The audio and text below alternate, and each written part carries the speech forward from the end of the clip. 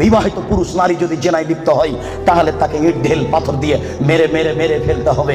এদেশের লাখো ভাবিকে ইট ঢেল পাথর দিয়ে মেরে ফেলতে হবে যারা দেবরের সাথে জেনায় লিপ্ত হয়েছে। এদেশের লাখো দুলাভাইকে ইট ঢেল পাথর দিয়ে মেরে ফেলতে হবে যারা সেলিকার সাথে জেনায় লিপ্ত হয়েছে। এদেশের লাখো পুরুষকে ইট ঢেল পাথর দিয়ে মেরে ফেলতে হবে যাদের স্ত্রী থাকার পরেও অন্য নারীর সাথে জেনায় লিপ্ত হয়েছে।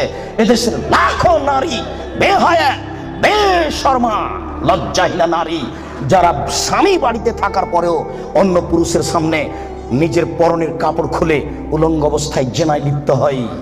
শুনুন, এদের ইট ঢেল পাথর দিয়ে মেরে মেরে মেরে ফেলতে হবে, এদের বাঁচার কোনো পথ নেই। রাসূল সাল্লাল্লাহু আলাইহি সাল্লাম বলেন, 3 শ্রেণীর মানুষকে হত্যা করতে হয়, তবে 2 শ্রেণীর মানুষের বাঁচার পথ আছে। মনে রাখুন, 3 শ্রেণীর মুসলমানকে হত্যা করতে হয়, 2 শ্রেণীর মানুষের বাঁচার পথ আছে, 1 শ্রেণীর মানুষের বাঁচার পথ নেই। কেউ যদি বলে আমি কোরআন মানি না তাহলে তাকে হত্যা করতে হবে। কেউ যদি বলে গাভীর দুধ হারাম তাহলে তাকে হত্যা করতে হবে।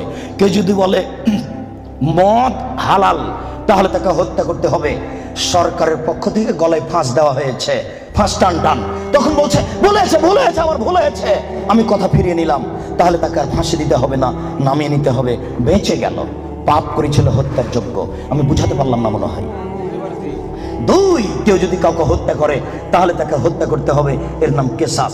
এই ছেলে, তোমার দাদার বয়স 90 বছর, তাহাজ্জুদ পড়ে ফজরের টাইমে বের হচ্ছিল মসজিদে নামাজ পড়তে যাবে।